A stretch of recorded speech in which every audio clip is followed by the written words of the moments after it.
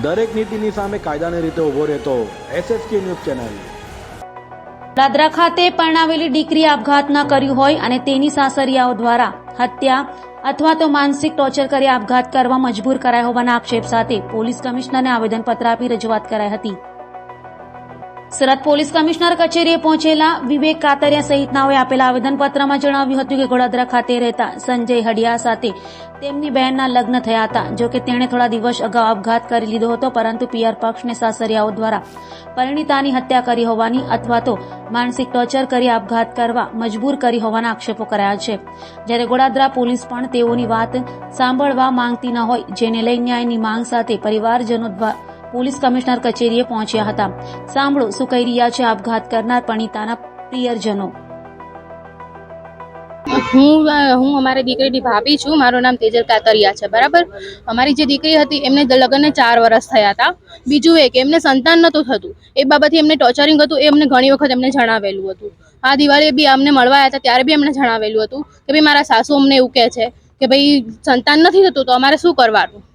એટલા માટે એમને જો હવે એવું કહે છે કે ભાઈ એમણે આપઘાત કરેલું છે, પણ એ આપઘાતની અમને છે ને શંકા લાગે છે કે એમને આપઘાત નથી કરેલું। એની માટેથી 3-4 વખત અમે અહીંયા આવ્યા છીએ કે ભાઈ અમે FIR લખાવો એમ, પણ એની માટેથી પોલીસ બી અમને સપોર્ટ નથી કરી રહી। એની માટે અમે આશા રાખીએ છીએ સરકાર પાસે કે અમને અમારી દીકરીને ન્યાય જોઈએ છે, બીજું કંઈ જ નહીં। હું બિપિન કાતરિયા, હું છોકરીના અંકલ છું। આ છોકરીના પિતાજી છે, આ છોકરીના ભાઈ છે। અમારી દીકરીએ એ લોકો એમ કીધું કે આપઘાત કરેલો છે। અમે લોકો ત્યાં પહોંચ્યા ત્યારે છોકરીને એને નીચે ઉતારી લીધી હતી અને 108ને ફોન કરેલો, પણ અમે ત્યાં ગયા એટલે અમને આ કેસમાં કાંઈ શંકા લાગે છે કે કાંઈ અજુગતું બનેલું છે। અમે પોલીસમાં FIR લખાવવા 3-4 વખત ગયા, પણ ગોડાદરા પોલીસ સ્ટેશનમાં અમારી FIR લખતા નથી, એટલે આજે અમે અહીંયા કમિશનર સાહેબને અરજી આપવા આવ્યા છીએ। હવે અમને તો કાંઈ ખ્યાલ નથી ત્યાં શું બન્યું હોય એ, પણ છોકરીએ આપઘાત કરેલો એવો ત્યાંથી ફોન આવેલો, એટલે અમે ત્યાં ગયા તો એ લોકોએ છોકરીને નીચે ઉતારી અને બેડ પર સુવડાવી દીધી હતી। પછી 108ને બોલાવી, પોલીસને બોલાવી અને પંચનામું કર્યું અને PM કર્યું, પણ PMનો રિપોર્ટ પણ અમને હજી પોલીસવાળાએ સુપ્રત નથી કર્યો અને અમારી FIR પણ નથી લેતા। અમને સરકાર પાસે એક જ આશા છે કે અમને ન્યાય મળે। અમે ગરીબ માણસો છીએ, આ છોકરીના પપ્પા છે અને અમારી એકની એક છોકરી હતી એ તો આજે જતી રહી છે, એટલે અમારે ન્યાય જોઈએ છે। શું શંકા લાગે તમને?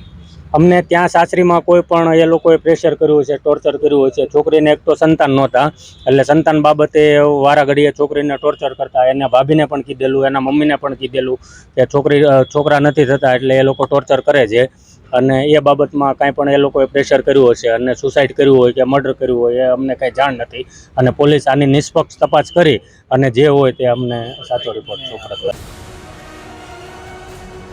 દરેક નીતિની સામે કાયદાની રીતે ઊભો રહેતો SSK ન્યૂઝ ચેનલ।